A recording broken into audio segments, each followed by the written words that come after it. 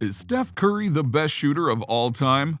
Most would agree that he is, which is honestly a bit hilarious because when he came into the NBA from Davidson, no one was really sure that he would make an impact, or at the very least that he would be like his father and be a good role player.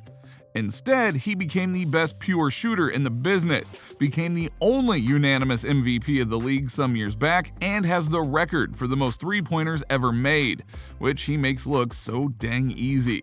So let's show you some reasons why he is the best there is shooting-wise. Number 5, his father.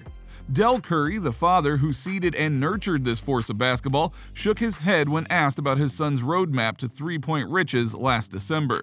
In Chicago the other day, I saw LeVar Ball at the game wearing a hat that said, "I told you so," said Del, mentioning the bombastic father of LaMelo and Lonzo. Well, my hat would say, "I had no idea." On several occasions after George Karl blew his whistle to signal the end of Bucks practice in 1999, a curious phenomenon occurred. Instead of going home, players gathered round to witness the show featuring a holy trinity of shooters. Allen, who was in the early stages of becoming the most prolific three-point shooter the NBA ever saw, Del Curry winding down a 14-year career as the most accurate distance shooter at the time, 47.6% that season, and young Steph, all of 10 years old. The three teamed up and challenged all comers in shooting contests, usually squaring off against Glenn Big Dog Robinson and Vinny Del Negro and whomever else wanted some, and the results were what you'd expect. "We never lost a game," Del says. Karl, the coach, was so charmed by the kid that he demanded that Del bring him whenever possible. And Allen? He told the father, "Man, do you know what you have here?" Not long after he was born in 1988, Steph would attend his father's games in a portable crib, and Del noticed how he woke up when the game started, stayed awake the whole time, then fell back to sleep when it was over.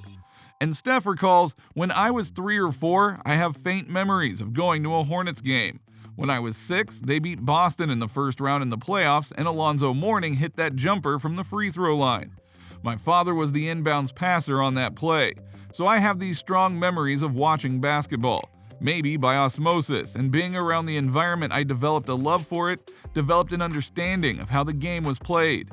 Then I fell in love with shooting while watching my dad. It wasn't intentional, it was natural." So that is a key reason right there. Del brought his son into the game and the results are there for all to see. Del chuckles at suggestions that he's the Earl Woods of basketball, yet there is some semblance. Earl taught Tiger how to swing a club, and Del taught the greatest shooter how to shoot, and that is a fact that no one can truly deny.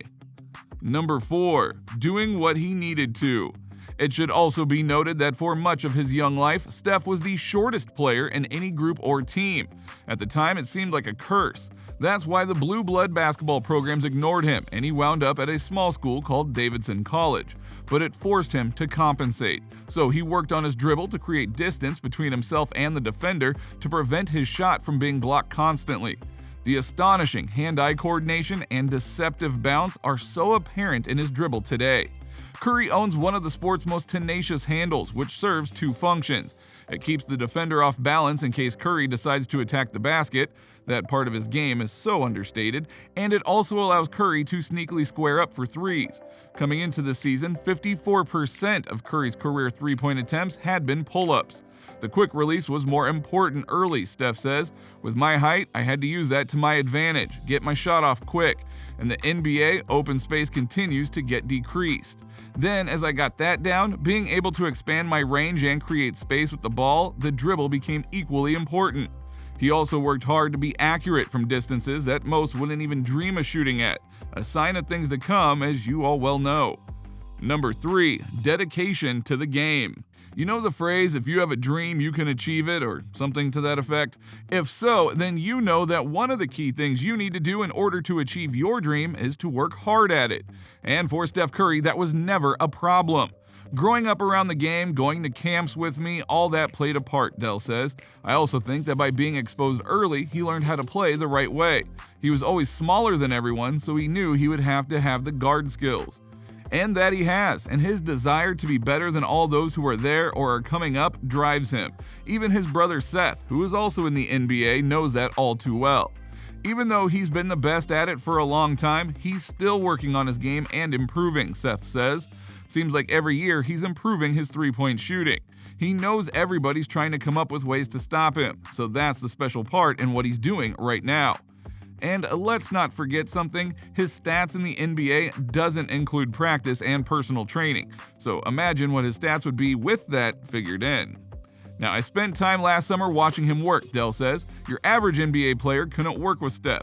He puts so much pressure on himself in the drills that he does, the shots that he makes, how quickly he gets from one drill to the next. Players try to keep up with him and they can't. I've seen other players work and they do the little things. Steph does things at the fastest and hardest pace. There's a reason he turned out this way. Number 2, learning to overcome. In 2007, Steph Curry represented the U.S. in the 19 and under global tournament, and his teammates were from bigger schools and were bigger physically. Among them, curiously, was Patrick Beverley, who later took delight in trying, and mainly failing, to torment Curry in the NBA. There was also Johnny Flynn, who was taken a spot ahead of Curry in the 2009 draft, yet had a short NBA career. I was guarding Johnny in practice once and he gave me a nice shoulder to the chest, Curry says. It stunned me, but I took it. So I knew what the physical part was right then. I knew skill-wise I could hang, but physically I was a late bloomer and undersized. As he grew older, Curry transformed his body, locating muscles he never knew existed and tightening them without adding much weight, which would steal his quickness. And as you can tell, it worked because he's physical and deadly with his speed and accuracy. And those other players we mentioned, they never came close to what Curry did. Number 1, the Warriors. The biggest question you can ask in sports is that of what if? For example, in the NBA, some big questions would be, what if the NBA never got Bird or Magic? Or what if Shaq and Kobe never split up? Or how about what if LeBron James never won a ring? And so on and so forth. Now, team placement is often a big what if question, and that leads us to our number 5 reason for Curry and his success. He went to the Golden State Warriors, a team that not only saw what he could do after a while, but trusted him to lead the team to victory. Then they gave him the perfect tag team partners via Klay Thompson and Draymond Green, and the perfect coach was Steve Kerr. There's a reason that Curry has helped to be in 7 NBA Finals, including the one that he's in right now, and won 3 of them. It's because he and his team work in a way that many don't. So what if Curry went somewhere else? We don't know, and we don't have to, because the Warriors were the perfect place for the best shooter ever, and the rest is history no matter what happens now. So what do you think? What do you think of this look at Stephen Curry and the reasons why he likely is the best shooter that the NBA has ever seen? Do you agree with these reasons why he's one of the best to ever do it? Where does he personally rank in your top players list? And how many more NBA titles do you think he can get before his run is over? Let us know in the comments below, and we will see you next time on the channel.